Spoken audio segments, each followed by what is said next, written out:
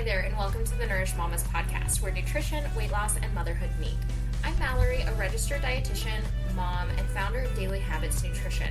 Around here, you'll find practical nutrition advice, sustainable weight loss strategies, meal planning shortcuts, and honest conversations about motherhood, business, and building healthy habits that actually fit your life. Whether you're navigating postpartum, perimenopause, trying to lose weight naturally, or using a GLP-1 medication, or maybe you just want to feel more energized and confident in your body, you're in the right place.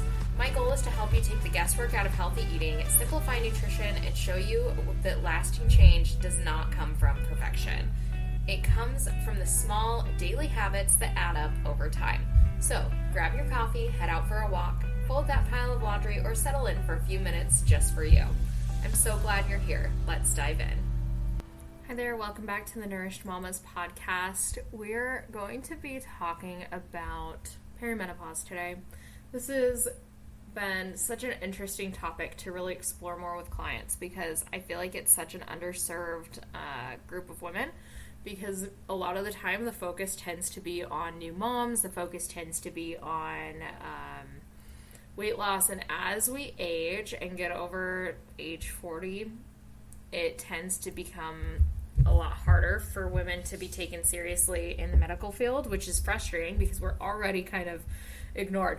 I don't want to say ignored, that's not quite the right word, but it's so hard for women because most of the time the answers we get from doctors are, oh, just eat less, move more, and lose weight for basically anything.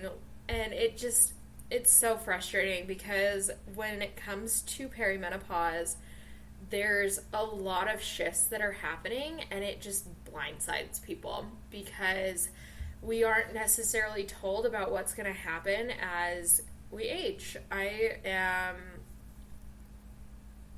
talking to women all the time that are just completely shocked when all of a sudden, we understand a lot of the time, there's hot flashes and our hormones are changing, but what women aren't told is what all is going on underneath that and what can help. So one of the questions I get pretty often is, do I need a special diet for perimenopause?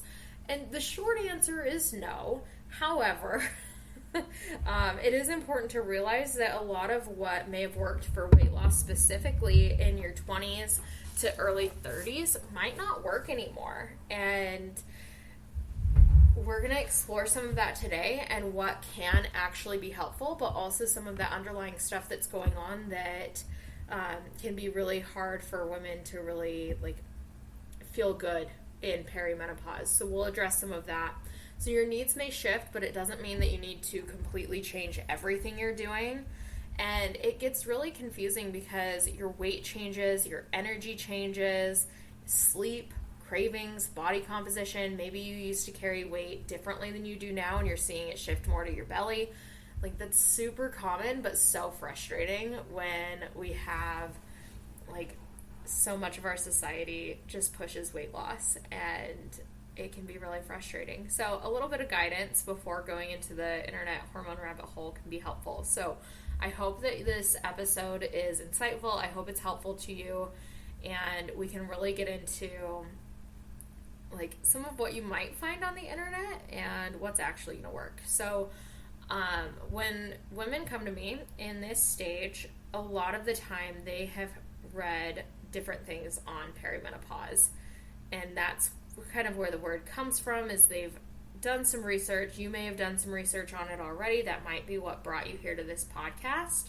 And a lot of what you may see is people out on the internet telling you to cut out carbs, cut out gluten, dairy. I've seen this advice for PCOS too, and it's not always the most helpful, but a lot of the hormone fixes on TikTok and Instagram are to cut out all carbs and not eat gluten. And it just isn't, there's a lot more nuance, and different things are going to work for different people, but most of the time you can still eat carbs, and unless you have celiac disease, you can still eat gluten. So when it comes to the internet, I would not take most of it super seriously.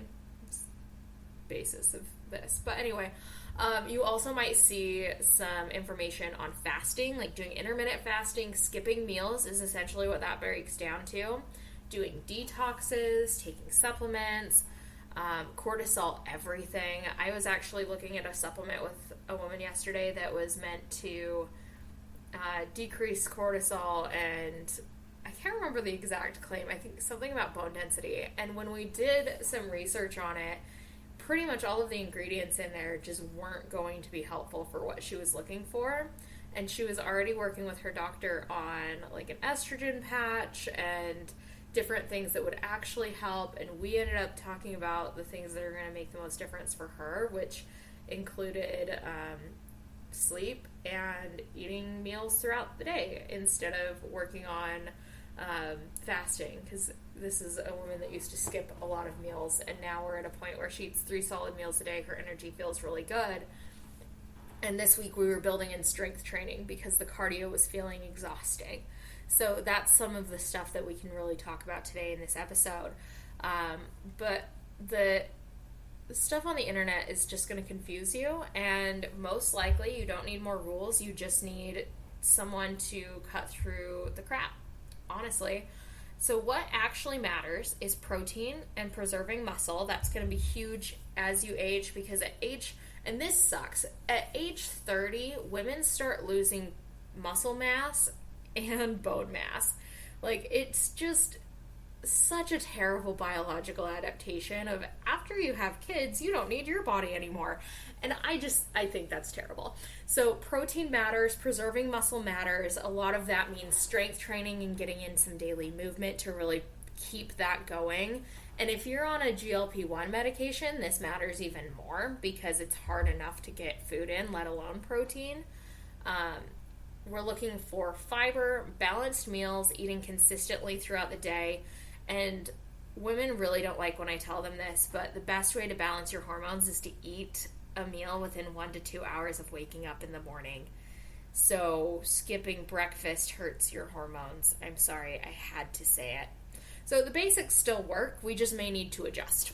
Sleep, stress, recovery, those are all going to play a huge role as well. And I know that sleep gets really wonky because of the hot flashes and all of the things like that, but some of the meals and doing some exercise throughout the day can help a little bit with that too. So when it comes to weight loss and perimenopause, eating less and exercising harder is not the answer. It's typically going to make you feel more stressed, it's going to make you feel more hungry, and it's going to backfire. So when we're looking at the whole picture, instead of restricting more, typically having a sustainable calorie deficit, so slightly less calories than your body burns throughout the day, and having some extra movement built in that doesn't make you super hungry and helps you preserve your muscle. So I'm thinking walking and strength training. Those are going to be the most helpful things for weight loss after the age of 40.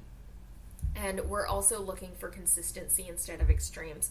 You already have a stressful enough life. You don't need to add cutting out entire food groups on top of it.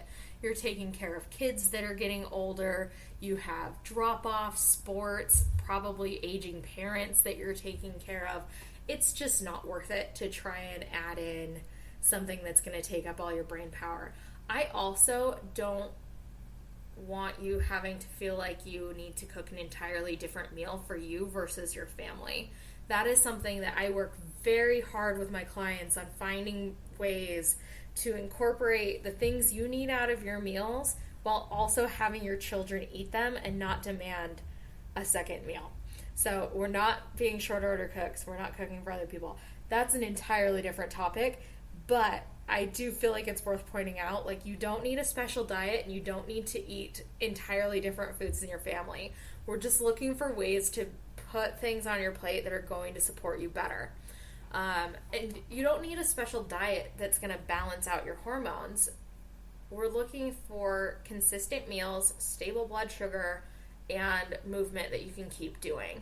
So instead of trying harder and doing what worked in your early 20s by restricting meals, cutting out all of the carbs, all of the sugar, it just doesn't really work the same. And your body is needing support at the stage it's at now, and a lot of that has to do with the blood sugar control, balancing things out.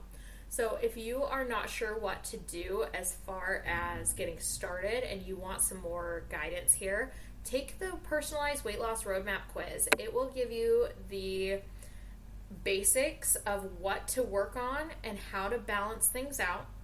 It'll give you those resources, it'll get you started, and then if at that point you're still like, Mallory, I don't know what exactly to do, I don't know what to work on or focus on for me, that's when I would love to hear from you and really just dive into what's working for you right now and what's not working and find a plan that will work long term. So if that's something you're interested in, you can always apply for coaching immediately. If you want to do that, I'll link the application below and we can dive into what's coming up for you and causing you to feel stressed about your weight, and then really just get you the information that's going to help you the most. All right, thank you so much for joining me. I know this episode's a little bit different than what I've done in the past, but I just want to make sure that we address not only postpartum hormone changes and weight loss in general, but what happens as we age as women, and really start giving you some additional information that's going to help you long term.